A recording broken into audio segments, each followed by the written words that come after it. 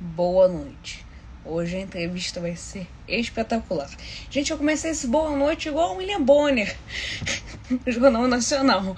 Mas comecei bem, comecei com esse boa noite. Um boa noite calmo, um boa noite bem interessante. Então, hoje, pessoal, a entrevista é com Paulo Bilinski, o delegado Paulo Bilinski. Vai ser muito legal. Essa entrevista vai ser espetacular. Vocês vão adorar. Vai ser muito divertido. Então ele já deve estar chegando. Acabei de falar com ele. Estão animados, gente? Vai ser muito legal. Essa entrevista será uma das mais divertidas que eu já fiz. Acredito eu. Vamos lá. Tô animado. Eu tô aqui calmo, não estou mais nervoso, tá? Eu estava antes, mas agora eu já estou mais tranquilo. Então vamos aqui esperar o nosso convidado. Enquanto isso, vou conversar com vocês por aqui. Como estão vocês? Boa noite. Estão animados? Vai ser muito divertido isso daqui. Então hoje nós vamos falar sobre armamento, defesa pessoal. Então vamos focar mais nesse tema de desarmamento, armamento. Então vai ser bem divertido, vai ser muito legal. Paulo Bilinski já está aqui? Ainda não, ainda deve estar, ainda vai entrar. Acabei de falar com ele. Mas, gente, estou muito animado. Vai ser muito legal. Vai ser divertido. Ah, e ele entrou. Paulo Bilinski está aqui. Já me mandou aqui a solicitação. Vamos aceitar. Paulo Bilinski. Aceitando. Vou desativar aqui os comentários pra gente focar aqui na entrevista. Vamos ver. E aí, Paulo? Tudo bem, Olá! cara? Calma aí que meu áudio tá muito baixo. Deixa eu aumentar aqui. Tá me ouvindo bem? Agora foi. E aí, meu, você tá bom? Tô bem, e você? Graças a Deus. Como é que tá essa força? Tá ótimo. Eu adoro o Instagram. Tá muito legal. Isso é tudo muito divertido. Acho bem Falta que... quanto tempo pra você ter uma barba do tamanho da minha, cara? Olha! Alguns belos, ótimos anos. Você tem quantos anos? Eu tenho 35 anos de idade, mano. Eu vi que você tem Hum, 13 anos, não é? Você parece mais novo. Ah! Porra, eu Você... tava pensando o que que eu fazia da vida quando eu tinha 13 anos, cara. Que Porra você... nenhuma.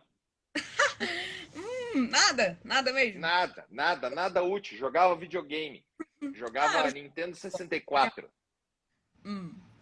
E aí, Paulo? Então, agora que a gente tá falando de infância, eu já gostaria de começar assim. Como foi sua infância? Me conte. Infância do Paulo Bilinski. Então, Ah, cara, eu nasci em São Paulo. uhum, Quando eu tinha 4 para 5 anos, minha mãe teve um câncer muito agressivo. E aí chegou num ponto que os médicos disseram assim: ó, não tem o que fazer, cara. Não tem mais tratamento, não tem mais cirurgia. Agora ela tem que ficar perto da família porque é o fim. sim. E aí, na época a gente morava em São Paulo e o meu pai Uhum, falou assim: não, a gente vai para Curitiba. Então a gente veio para Curitiba, né? Foi para sim. Curitiba. E porque o pai dela morava lá, meu avô, minha tia morava lá. Uhum, E depois que ela faleceu, a gente acabou ficando em Curitiba, né? sim. Ficamos em Curitiba. Eu cursei o Colégio Militar de Curitiba, Uhum, fiz a Faculdade de Direito de Curitiba e aí fui fui prestar vestibular. Não, uhum. depois fui prestar concurso. E aí na hora do concurso, cara, eu queria ser delegado de polícia. Eu dizia assim, eu quero ser delegado de polícia em qualquer lugar, menos São Paulo, porque o Hum. salário é uma merda. E aí o primeiro que eu fiz foi São Paulo, passei, aí entrei aqui, virei delegado em São Paulo, fui muito Uhum. feliz aí no interior, depois vim para a capital, trabalhei no departamento de homicídios. Aí estamos aí, cara.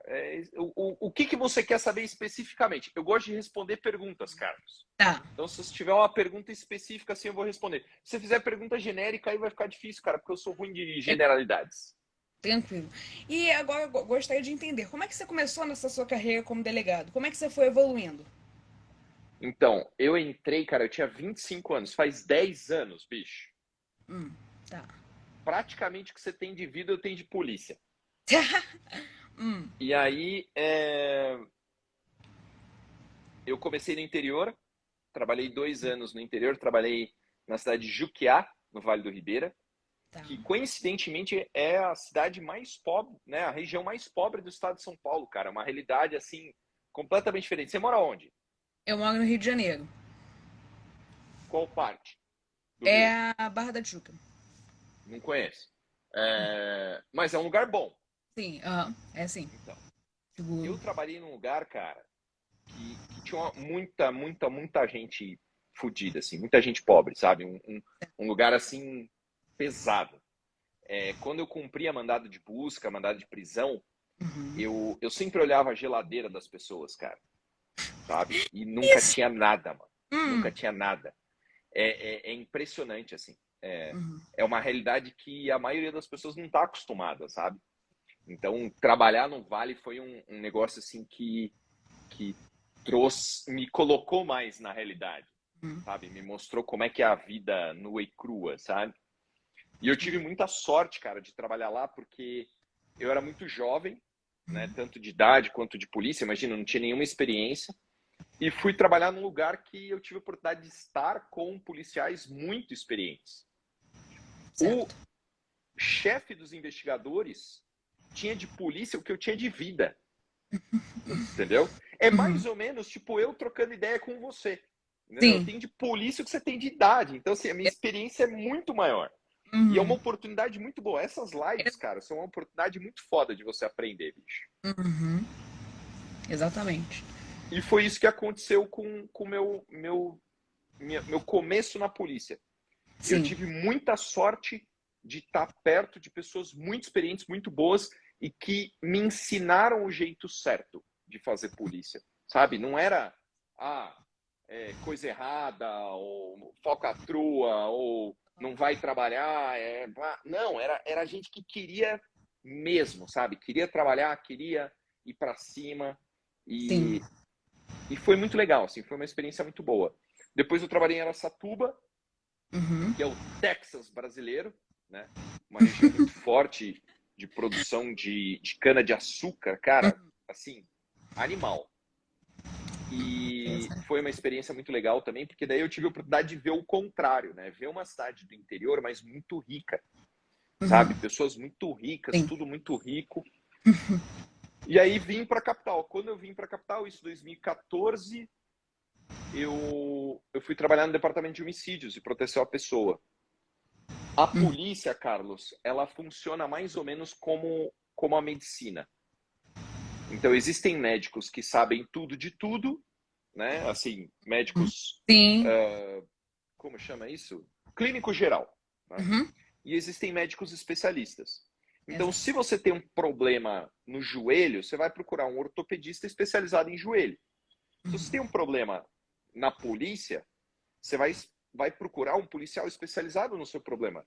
E eu era o policial especializado em homicídios. Interessante. Que, no meu raciocínio, é o crime mais importante. É, Porque concordo. falando numa hierarquia de valores, se a vida está acima de tudo, e se você tem um crime que permite que você tire a vida de alguém, esse crime é muito grave. E aí, quem Uhum. investiga esse crime tem que ser um cara que vai fazer o negócio andar. Então, eu me sentia muito bem, sabe, do ponto de vista de estar fazendo um trabalho diferenciado que me permitia investigar um crime tão grave. Trabalhei no departamento de homicídios por 5 anos, Uhum. 2 deles nas equipes de investigação e 3 anos fazendo local de crime. Uhum. Então eu ficava lá no centro de São Paulo, na base, e matavam alguém na Zona Sul. Eu pegava a minha equipe, ia para o local e o corpo tava lá, bicho.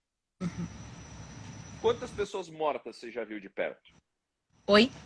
Ah, zero? Quantas pessoas? Zero. E Zero, isso pois é. é muito interessante, cara, porque não era para ser assim. Uhum. Se você pensar bem, se você pensar direito, a morte faz parte do desenvolvimento humano, da coisa humana. Uhum. Então você, com 13 anos de idade, você já tinha que ter visto alguém morrer, um vizinho, Uhum. um parente, um amigo, e você Uhum. tinha que ter contato com a morte, né? Uhum.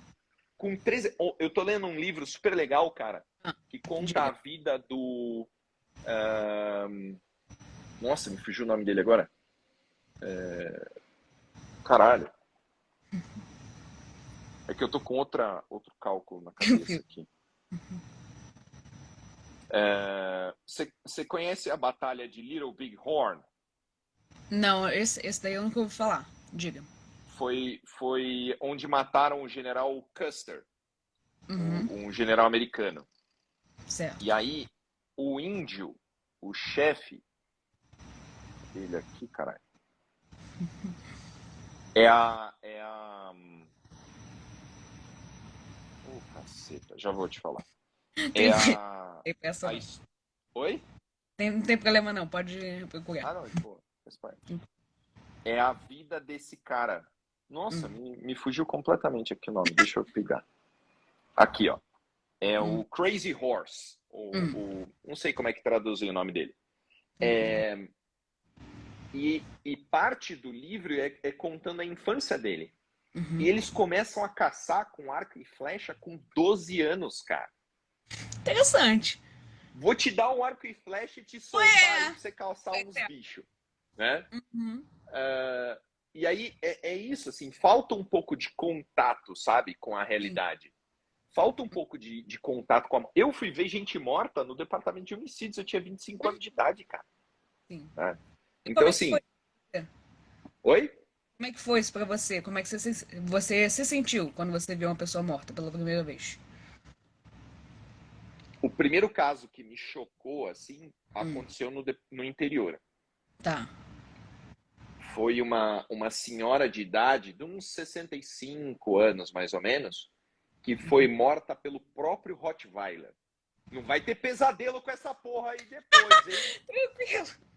Aí sua mãe me manda mensagem: Ô, meu filho tá aqui, não consegue dormir, caralho. Não, tranquilo. Continue. O esposo dela tinha câncer. Uhum. E aí ele tinha que acordar muito cedo para fazer uma viagem para Hum, Rio Preto uhum. para fazer o tratamento de câncer. Então eles acordavam de 3 horas da manhã. Ela acordava com ele, dava café da manhã para ele e tal, não sei o quê. Quando ele entrava na van, aí ela começava a fazer os afazeres de casa e incluía Uhum. cuidar do cachorro. Era um Rottweiler que eles tinham desde bebê. Aí ela foi lá, Uhum. deu comida pro cachorro, deu água pro cachorro, o cachorro atacou ela, cara. Gente. Atacou ela, começou aquele ataque e tal. A filha dela acordou nessa bagunça, desceu, tentou Uhum. matar o cachorro com uma faca, o cachorro mordeu a mão dela. Hum. E o bizarro, cara, é Ah. que o cachorro mordeu ela inteira. Gente. Inteira, o corpo inteiro, assim.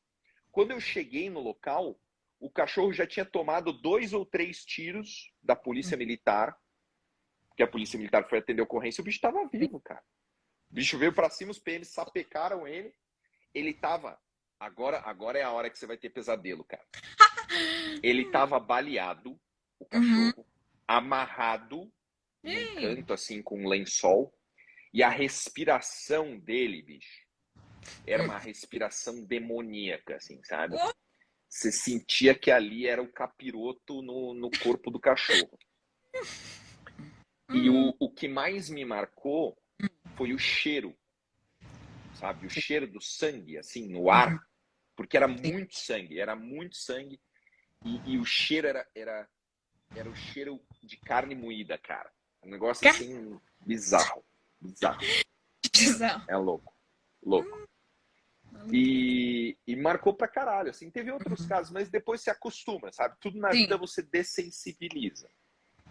Então, eu tenho a certeza, a primeira vez que você vê um corpo morto lá, você vai ficar, caralho, um corpo morto e Uhum. tal, né? É diferente.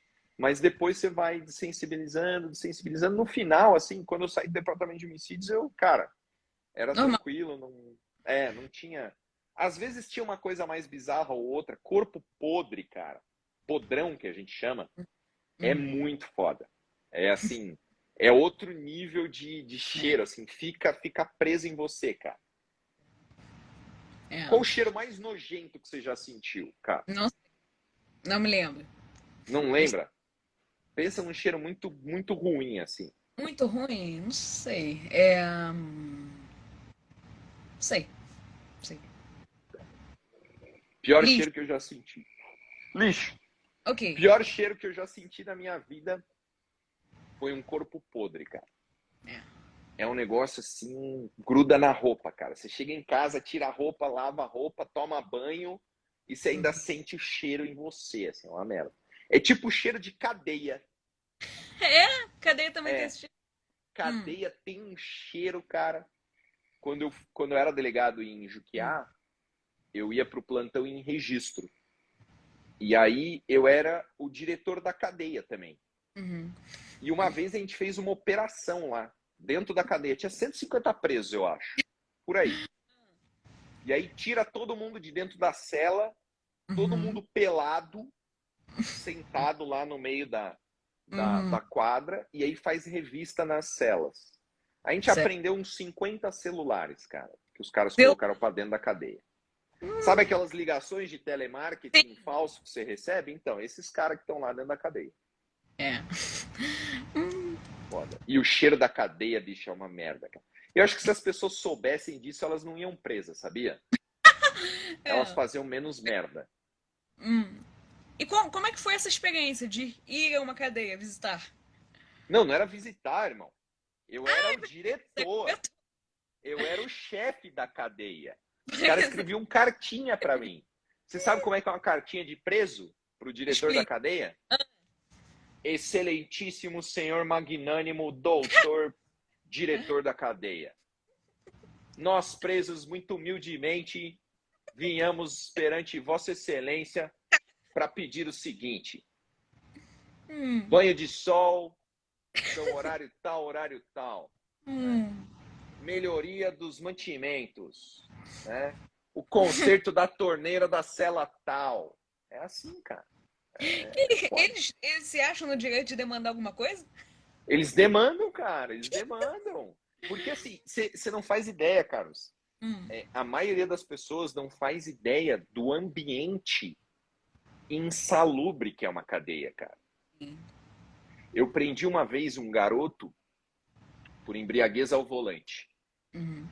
Era um garoto de Curitiba que pegou o carro dele, do pai dele. Ele tinha 18 anos de idade.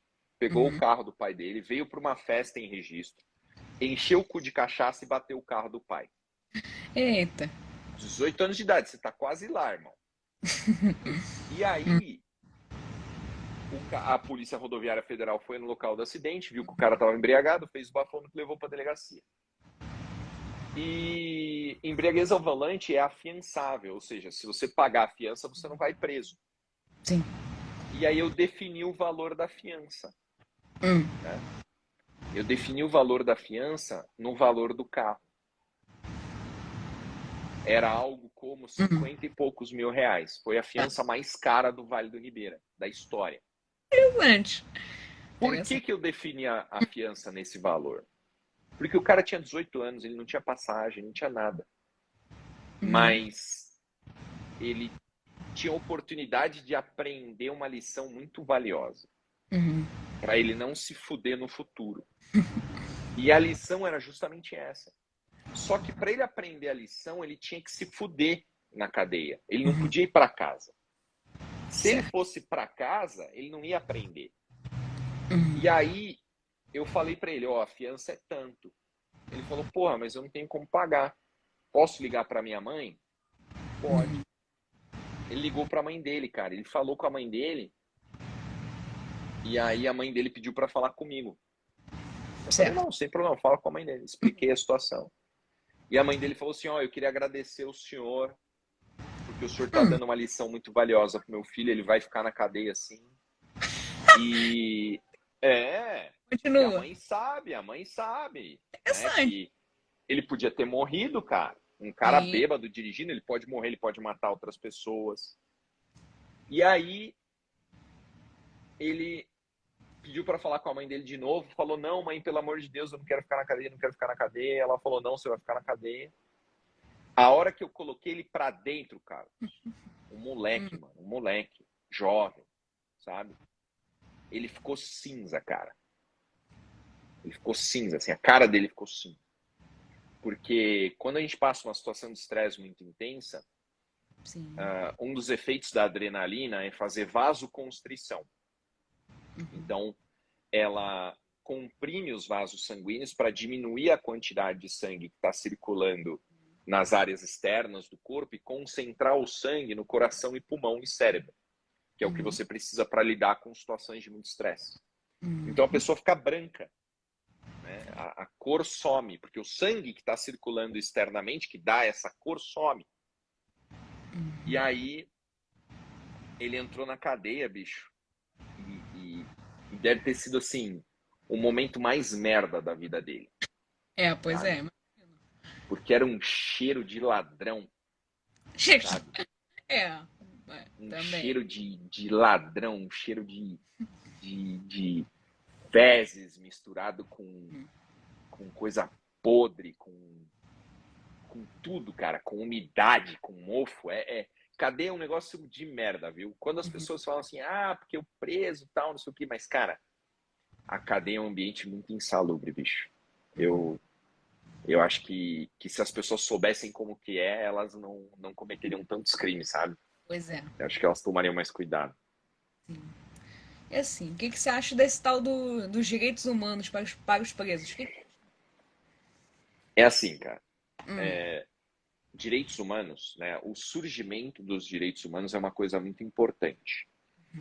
Os direitos humanos surgiram depois da Segunda Guerra Mundial.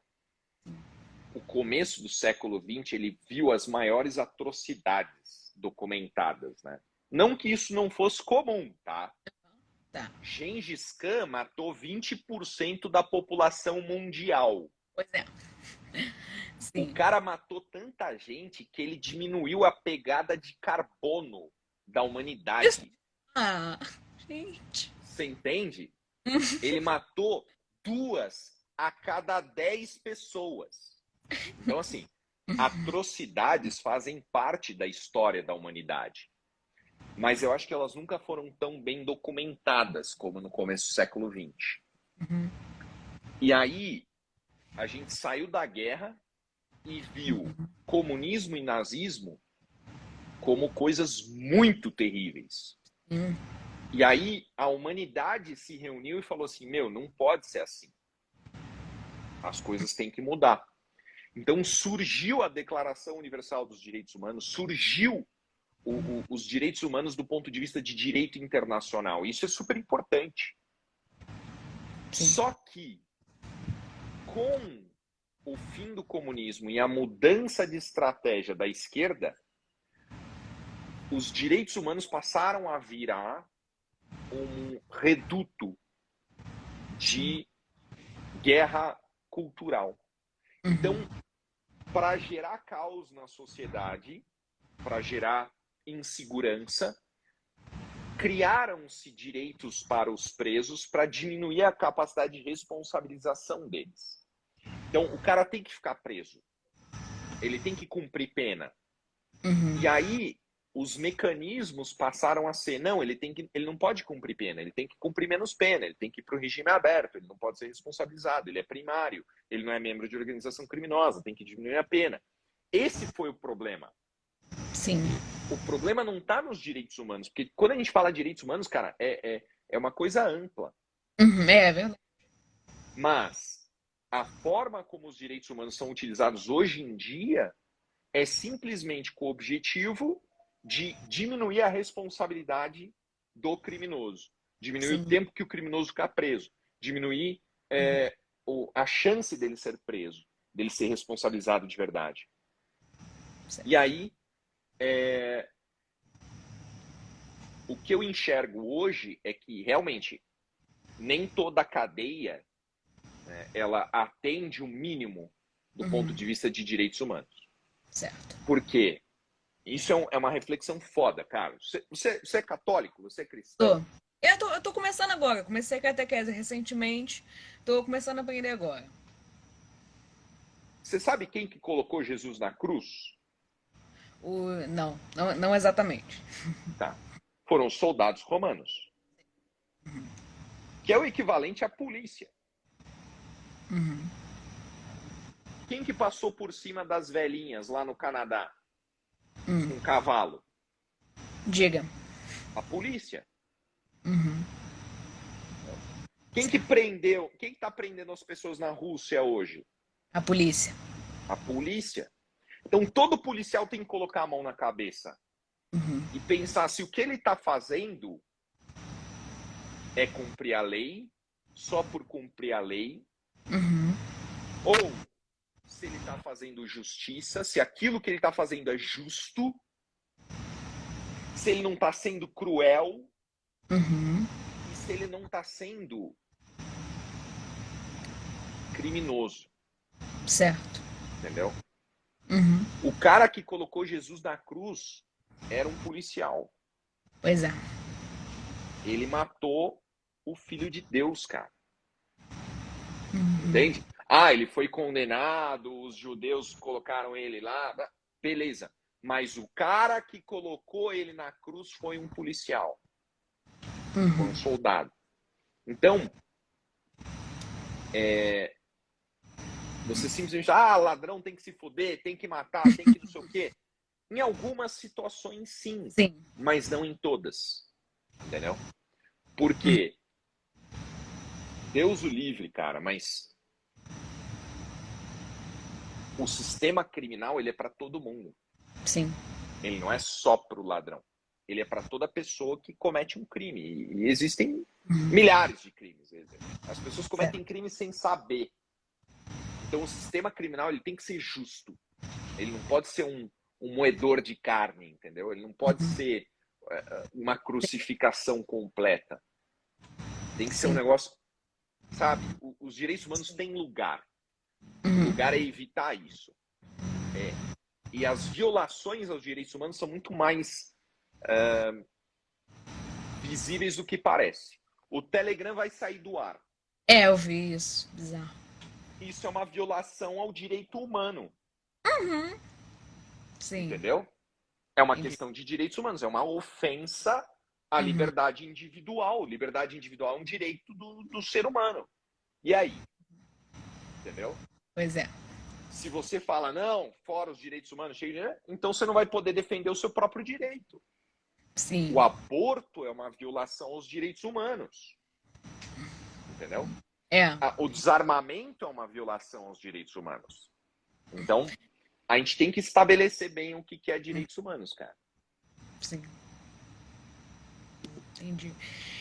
E assim, na sua carreira, você já viu, você já tinha comentado de policiais agindo criminosamente. Você já viu algum caso desses? Não. Não, até o momento não. Eu sempre fui muito certinho, sabe?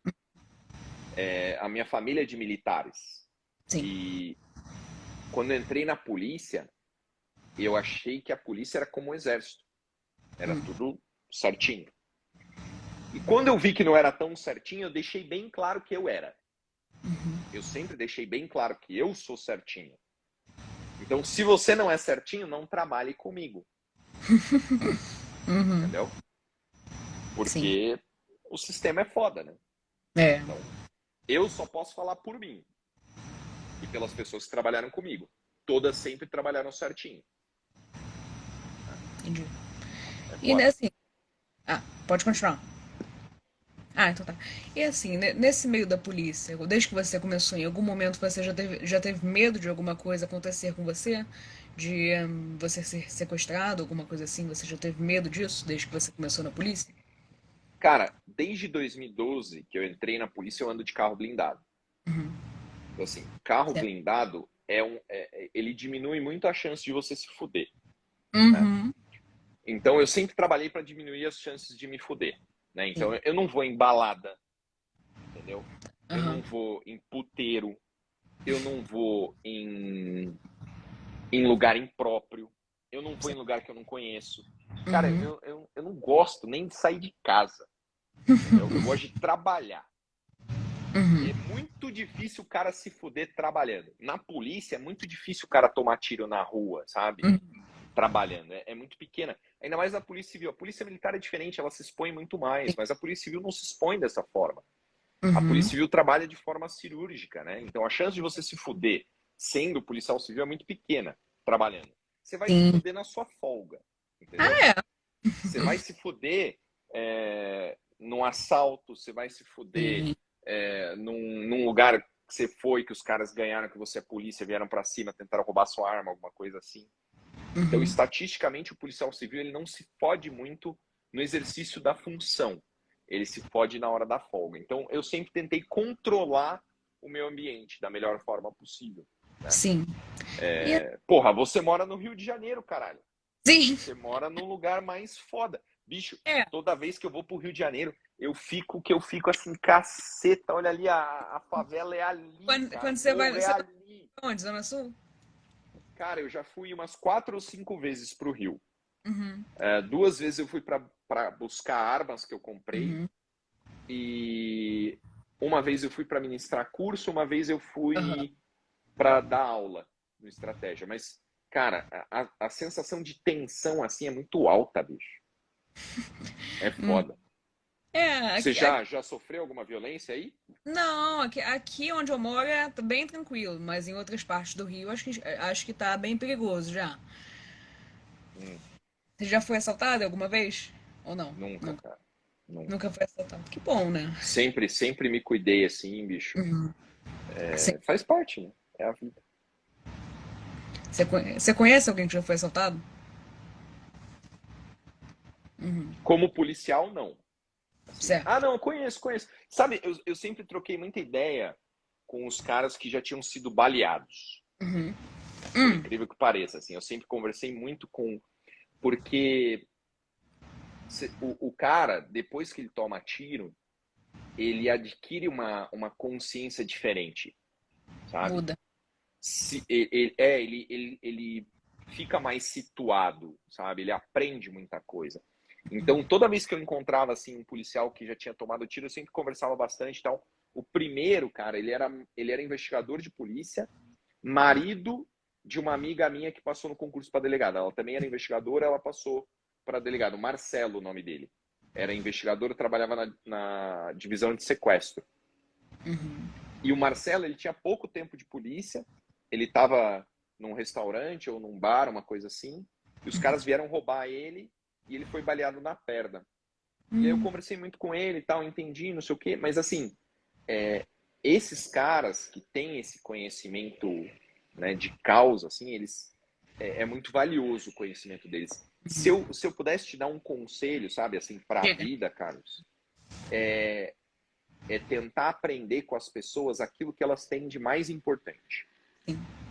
Assim, quando, o meu avô me falou isso, ele falou assim, Paulinho, quando você for conversar com um pedreiro, converse com ele sobre obra, entendeu? Não vai conversar sobre música. Uhum. Quando você conhecer um cara que é médico, converse com ele sobre medicina, porque é o que o cara mais sabe, Sim. né? Uhum. É o assunto que ele domina, assim. E aí você vai conseguir absorver um, um conteúdo Uhum. muito valioso. Você vai ter Pois uma é. lição muito valiosa. Então, leva isso, cara. Quando, porra, essas entrevistas, você tá falando, esse bate-papo, Sim. tenta sempre pegar aquilo que a pessoa tem que é mais exclusivo, cara. É isso aí. E assim, você falou sobre tomar tiro, tomar um tiro, ser baleado, que muda a pessoa. A gente sabe do seu caso que você houve uma tentativa de homicídio por parte da sua ex-namorada. As pessoas já estão carecas de saber disso. Mas eu gostaria de saber como isso te mudou. Cara, em vários sentidos, né? Uhum. O mais relevante, assim, eu acho que é o fato de perder o medo da morte. É, Qual que é o seu maior medo hoje, cara? não sei. A morte, não. Eu não tenho mais medo da morte. Não sei. Não sei qual seria o meu maior medo. Não. Todo mundo tem medo, cara. Ah, claro. Mas no momento não consigo pensar em qual seria o meu maior medo. Medo de ser assaltado, não. Eu nem tenho preocupação com isso. Medo de pegar coronavírus de jeito nenhum. Não sei, mas é o meu medo. Não É. sei. Mas o meu maior medo era morrer, cara. Era. Era o meu maior medo. Eu tinha medo de morrer. E hoje eu não tenho mais. Eu tenho zero medo de morrer. Isso mudou muito, sabe? A forma como eu tomo as minhas decisões, a forma como eu enxergo o mundo, a forma como eu interajo com as pessoas. Eu fiquei uma pessoa livre, sabe? Eu sou livre dos medos do mundo. E eu consigo pensar mais claramente, sabe? Então isso foi uma coisa que mudou muito, a minha espiritualidade mudou muito, né? Eu fui criado na religião católica, eu estudei o catolicismo, Sim. eu achava o catolicismo fantástico, mas eu não tinha plena fé na existência de Deus, né? Então eu descobri isso, eu encontrei a fé, eu encontrei a certeza, e isso é muito, muito valioso, muito poderoso. Então acho que são duas pessoas diferentes, sabe? O Paulo antes de tomar os tiros e o Paulo depois de tomar os tiros. São duas pessoas separadas. Assim. Mudou bastante. Mudou muito, mudou muito. E assim, você teve algum trauma depois que você tomou aqueles tiros, depois que você foi pro hospital? Você adquiriu algum trauma de Eu não relacionamento? tranco o banheiro. Hum. Eu não tranco mais o banheiro. O banheiro Sério? fica aberto. É. Hum. Quando eu entro no banheiro, eu não tranco a porta. Eu não sei porquê, cara, mas eu nunca mais tranquei a porta. Não gosto. Só isso. Assim, muita gente me pergunta isso. E trauma de relacionamento e tal, porque eu vi que é tipo o cara que cai um raio na cabeça dele, ele fica com medo de Sim. chuva. Entendeu? Não faz sentido, cara. Não é porque cai um raio na sua cabeça que vai cair de novo, entendeu? Eu acho que o que aconteceu comigo, assim, é muito comparável a um raio. Assim, Sim. uma probabilidade, uma chance, né? Todo mundo tem a chance de encontrar uma pessoa assim na vida, né? Uma pessoa que vai realmente te prejudicar. Todo mundo tem a chance disso, mas nem todo mundo realmente sofre com isso. Então, Sim. E, assim, será que você poderia resumir esse seu caso? Já que você tem vários podcasts falando sobre isso, então será que você poderia... então, Quem ainda não sabe, ainda não conhece? não sei, é isso. Eu Hum. entrei num relacionamento, Uhum. tava, né, namorando, noivo de uma moça, ela tinha um problema psiquiátrico. Ao término desse relacionamento, ela decidiu tomar minha vida e a vida dela. E aí eu tava saindo do banho, tomei Certo. 6 tiros, perdi a consciência, ela deu um tiro nela mesma, morreu. E faz 2 anos mais ou menos que eu tô lutando aí para me recuperar, né? Isso é outra Sim. coisa assim muito interessante. Você tem os 10 dedos na mão, Uhum. 2 braços que funcionam, 2 pernas que funcionam. Você tem a obrigação de fazer com que elas funcionem da melhor forma possível. Uhum. Hoje, eu tenho limitações reais. Uhum. Né? O que te impede hoje de correr uma maratona? Nada. Nada. Exatamente. É treinar e focar e Uhum. aprender a correr e correr. Exato. O que me impede? Né? É um impedimento material, físico. Né? É uma barreira intransponível. Então, viver uma limitação é uma coisa muito interessante, é uma coisa que eu nunca tinha vivido. Né? Sim. Eu lembro até de uma vez que eu era criança, assim, adolescente, e o meu pai me perguntou assim, né, o que seria muito ruim se acontecesse na sua vida? E eu falei algo para ele, assim, né, perder uma mão, perder um braço seria muito ruim. E é muito ruim. É. Né? Eu não perdi a mão, mas ela está inutilizada faz 2 anos que eu não consigo usufruir da minha mão da forma correta, da minha perna da forma correta. Mas tem que correr atrás, não pode desistir. Sim. E assim, teve algum podcast que te tratou como vilão dessa história? Depois que você foi? Alguma entrevista com alguém? Cara, Hum. você sabe que tudo que as pessoas fazem na internet é protegido por uma aura de anonimidade. Anonimidade? Anonimato. Certo. Né? É protegido por uma aura de você não pode ir lá e dar um soco na cara do cara. Pois é. Entendeu? E isso faz com que as pessoas se comportem de forma diferente. Uhum. Então, tudo que vocês enxergam na rede social, de agressão, de perseguição, de crítica, isso nunca aconteceu na vida real. Uhum. Porque ninguém nunca teve a coragem de me agredir verbalmente ou fisicamente na vida real. Porque sabe que vai apanhar. Entendeu? Entendi. É o limite da verdade, o limite da estrutura da realidade. Você pode falar o que você quiser, porque você está aí do outro lado da tela no Rio de Janeiro, Uhum. entendeu? É, Agora, no cara a cara, você já foi cancelado, porra. Você já. sabe que, né? Quantas pessoas te cancelaram pessoalmente? Mas na vida real, são gatinhos. Ah, é isso.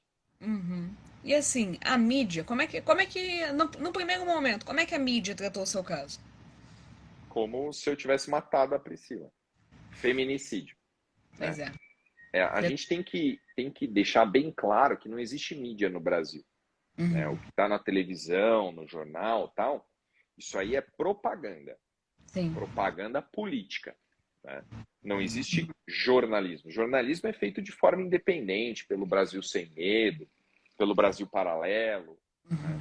Não é feito de forma honesta do ponto de vista intelectual. Então eu não tenho a menor dúvida assim que eu nem esperava nada de diferente da mídia, mas o curioso é que eu fiquei 11 dias na UTI e Uhum. mais uns dias internado, então ao todo eu fiquei uns 20 dias fora do ar, sem mexer no celular, É. sabe? Hum, Quando eu hum, voltei, né, que eu peguei o celular que eu fui ver, eu já não me sentia assim atacado, uhum. porque era uma coisa tão absurda, tão sem pé nem cabeça, Sim. que não fazia sentido. Sim. E como é que esse caso viralizou? Então, não sei, cara. Eu acho que foi pela mídia mesmo. Eu acho É. que foi porque a gente estava num período de pandemia, não tinha Uhum. notícia, não tinha nada, nada acontecia. Sim. E eu acho que os caras já estavam de saco cheio de tanto falar de Covid. E aí resolveram, aconteceu o negócio, vai lá. E tem uns agravantes, né? Foi na casa, foi no prédio que o Lula mora, né? Eu morava no Ah, prédio do Lula, em São Bernardo do Campo. Então, já, como que os caras. Oi? já encontrou ele lá alguma vez? Já, já, já. É. Então foi noticiado dessa forma. Tiroteio no prédio do Lula. Aí tinha tudo, tinha É. helicóptero, tinha o caralho lá, né? É. Pois é. Foda. Gente. É. Pois é. E agora dessa questão do armamento. Você acha que liberando o armamento para a população aqui no Brasil, o porte de arma, a gente consegue diminuir a criminalidade? Tá. Por que o crime acontece? Porque as pessoas querem. Na maioria dos casos, as pessoas querem roubar, querem matar. Temos psicopatas. Então, na maioria Não, dos casos. calma. Psicopata é uma parcela muito pequena, Sim, tá. tá? O Uhum. psicopata é uma pessoa que não tem capacidade de sentir como os outros seres humanos têm capacidade de sentir. Então, Uhum. se eu te der um cachorrinho agora, um filhotinho de cachorro na mão, você vai se sentir feliz, você vai achar bonitinho, Claro. você vai sentir amor pelo bichinho, você vai passar a mão nele, você vai cuidar dele. Isso é o que um Uhum. ser humano normal faz. Sim. Um psicopata, ele não sente isso que você sente. Isso é a psicopatia. É uma coisa específica. Agora, por que o cara saudável, né, jovem, ao invés de trabalhar, por que ele vai roubar seu celular? Talvez porque ele acha que seja mais fácil, talvez, dependendo do caso. Porque nego é ruim, Hum, entendeu? O ser também. humano é ruim, ele é malvado, ele é maldoso. O ser humano é uma merda, cara. Ele não tá nem aí, cara. Ele quer que você se foda, ele quer se dar bem, entendeu? Então, o crime ele sempre vai existir. Enquanto existirem seres humanos, vai existir comportamento criminoso. Só que esse comportamento criminoso ele pode ser desestimulado. Como? Como? Como Armamento. que você. Não, não, não, são vários fatores. É? Né? Como que você desestimula um ser humano a praticar um crime? Você fala para ele, olha, se você praticar esse crime, você vai ser punido. Também. Ajuda bastante. Qual que é a punição para o ladrão de cavalo no Velho Oeste? Diga. Enforcamento, É. entendeu? Aí o Hum. cara vai roubar cavalo? Não Sim, vai roubar cavalo, porque ele vai pois é. ser enforcado, né? Uhum. É, Aí você pensa, mas e antigamente, assim, mais antigamente, né? Ostracismo. Você é expulso da tribo. Você não faz mais parte, agora você vai ter que viver sozinho, se vira. O cara vai lá e ele vai morrer de fome, de frio, de inanição e tal. Ele morre de doença. Certo. Então, o ser humano sempre soube tratar com o comportamento criminoso. Ele sempre impôs punições. E quanto maior o Estado, mais complexo o Estado, mais complexa é a forma de punir essa pessoa. Sim. Então você tem que definir como prioridade para a sociedade a efetividade da punição, a realidade da punição, para que você desestimule o comportamento criminoso. Só que nem todo mundo vai se sentir desestimulado. Pois é. Alguns seres humanos vão dizer assim, mas tem a chance de eu não ser pego. Mas eu vou roubar um banco é um monte de dinheiro. Eu posso me aposentar. Entendeu? Então, para esse cara, você precisa de um outro desestímulo. Que é a chance do cara que ele vai roubar, tá armado, dar um tiro nele e matar ele.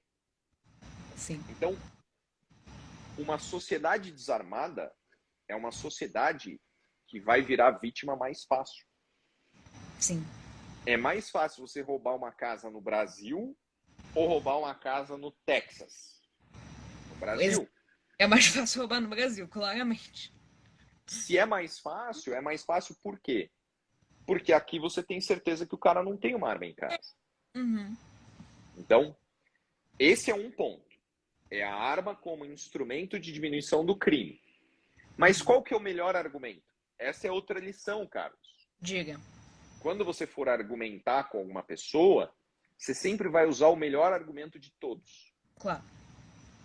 Então, se alguém te perguntar assim, Carlos, por que o aborto é errado? O que você responde? Primeiro eu começo explicando que o aborto ele pode ser assassinato, que aquilo vai se tornar uma vida. Não, meu irmão, você vira assim e fala assim, porque matar a criancinha na barriga da mãe é errado, seu filho da puta. Também certo. É isso. É isso. Você tem que dar a maior paulada que você puder. Sempre. Sempre. Não seja bonzinho, Carlos. Não seja bonzinho. Entendeu? Entendi. Por que você precisa de uma arma de fogo? Porque você precisa defender. Porque você precisa defender a sua família. Se defender. A sua vida e a vida da sua família. Ponto. E se você não tiver uma arma de fogo, você vai usar o quê? Pois é, você não tem como se defender. Se eu não pudesse ter uma arma de fogo, meu irmão, eu ia andar o tempo todo com um porrete gigantesco na mão. Porque é o raciocínio humano básico. Sim. Uma espada na mão. Porque eu preciso me defender dos filhos da puta. Eles existem. Eles estão aí, ó. Sim. Entendeu?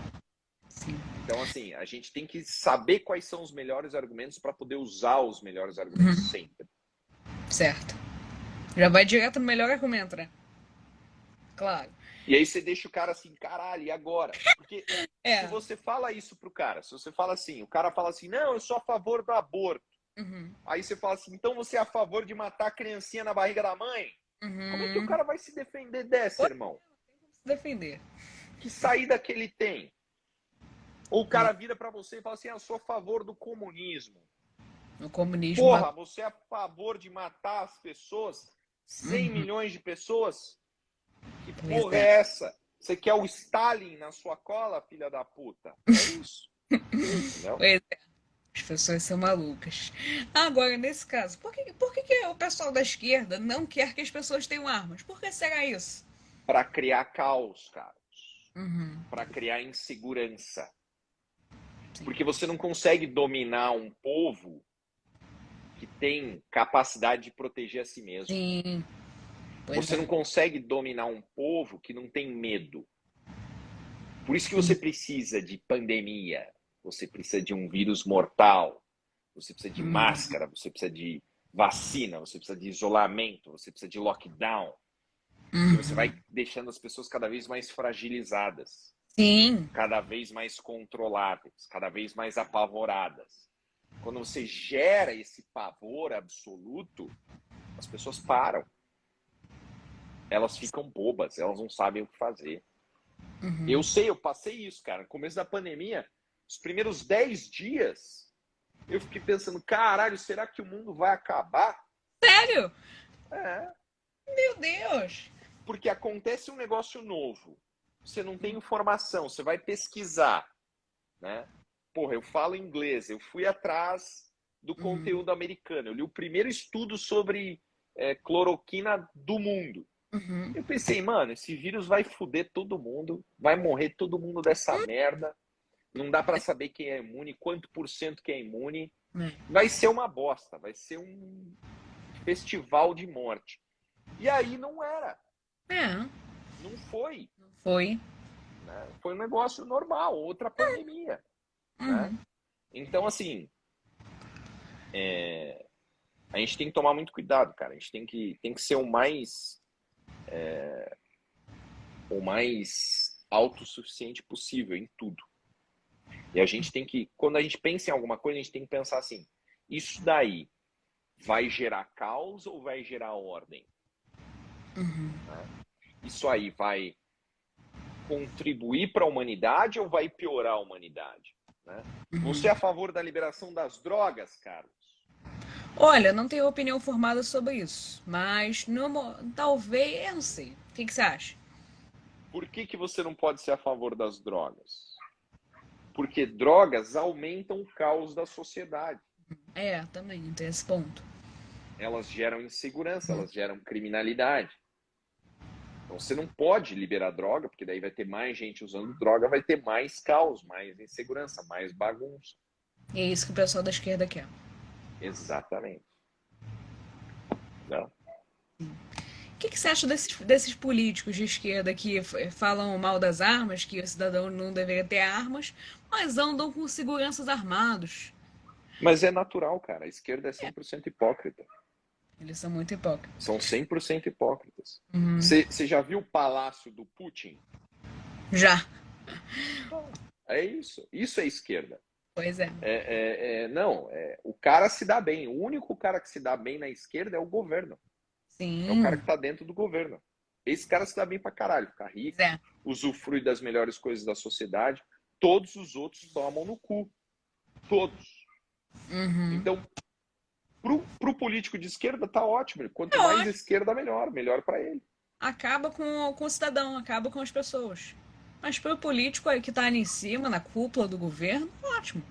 Eu, por exemplo, o Fidel Castro tinha uma herança, tinha muito dinheiro, chegava a bilhões de dólares, chegava a quase US$ 1 bilhão. Então, os políticos de esquerda, eles que conseguem usufruir de todo o poder. Então, no caso de Cuba, é capitalismo para mim e socialismo para você. Riqueza para mim e pobreza para você. Sim. Porra, eu vi o Lulinha, meu irmão. Sim. Você joga videogame? Mais ou menos, raramente. Tá. Cê, na minha época, né, aí dos 12 aos 15, eu jogava Nintendo 64. Dos 12 aos 14, 15, é. Então eu gosto da Nintendo, sabe? Eu tenho um carinho pela Nintendo. E o primeiro cara que eu vi com o Nintendo Switch, que é o Nintendo, o console de última geração, foi o filho do Lula. Entende? É isso. Eles são Esses hipócritas. caras estão se dando bem, cara. Os outros estão se fudendo. Sim. E assim, nas ditaduras, o primeiro passo é sempre desarmar o povo para eles chegarem na ditadura? Não sei, cara. Não sei. Não posso dizer que é sempre, mas é algo comum. Não existem ditaduras com o povo armado. Isso É. é real. Né? Mas eu não posso dizer que é o primeiro passo, porque você pode inserir um povo numa ditadura por outras formas, por guerra, por fome, Sim. por controle social, como a gente está vivendo. Né? Não precisa ser necessariamente pelo desarmamento, mas é difícil Ver o povo armado, né? você se tornar um ditador se o povo tem capacidade de resposta. Uhum. É, que aí o povo consegue lutar, né? Exato. Por exemplo, Cuba. Em Cuba eles tentaram fazer lá as manifestações, mas a polícia estava armada até os dentes e o povo não tinha arma nenhuma. Eles estavam andando com panelas. Não é? Fica bem difícil. Agora eu gostaria de te perguntar, para a gente finalizar. Você acha que com o Lula entrando, ele pode dificultar o acesso às armas para o cidadão de bem? Ele pode bloquear o acesso às armas? Tá. Aqui é uma questão um pouco técnica de direito, tá? Sim, Então tá. presta atenção. A gente vive num Estado democrático de direito. Uhum. Tá? No Estado democrático de direito, as normas da sociedade todas são impostas pela lei escrita, o direito positivo. Então só vale aquilo que está escrito. Se não está escrito, não vale. Tá? O legislativo produz leis, Tá, certo? certo. Mas o executivo pode regulamentar a lei. Uhum. Tá. Então, o Estatuto do Desarmamento diz assim: você pode ter armas se você for atirador esportivo, por exemplo. Certo. Quem que vai dizer o que é um atirador esportivo? É o decreto presidencial que regulamenta a lei. Tá? Então, o Bolsonaro, ele editou uma série de decretos, que é uma espécie Tá. legislativa que ele pode criar, que Uhum. ampliou o acesso do cidadão à arma de fogo. Tá. Uhum. Se o Bolsonaro não for reeleito, Uhum. esses decretos podem ser revogados pelo Lula. É, E aí você vai perder os direitos que você adquiriu durante o governo Bolsonaro. verdade. Tá? Então, a reeleição do Bolsonaro é muito importante É. para que as pessoas mantenham os direitos que elas têm às armas. Sim. E que possam futuramente ampliar esses direitos. Uhum. Se o Moro for eleito, ele vai ampliar? Não. Não. Não. Se o Dória for eleito, ele vai ampliar? Não. Tá? Se o Lula for eleito, ele vai ampliar? Não. Agora, se o Bolsonaro for, sim. Então, isso está claro. Uhum. Entendi. Então, Paulo, essa entrevista foi ótima. O tempo passou muito rápido. Foi muito divertido. Muito obrigado. E é isso, meu irmão. Parabéns aí pelo trabalho, parabéns pela iniciativa. Fico Obrigado. feliz pra caralho de ter participado. Eu que E espero que você continue trabalhando assim, que você continue crescendo e se desenvolvendo, cara. Obrigado. Valeu. Beleza? Valeu. Boa noite. Obrigadão. Boa noite. Boa noite.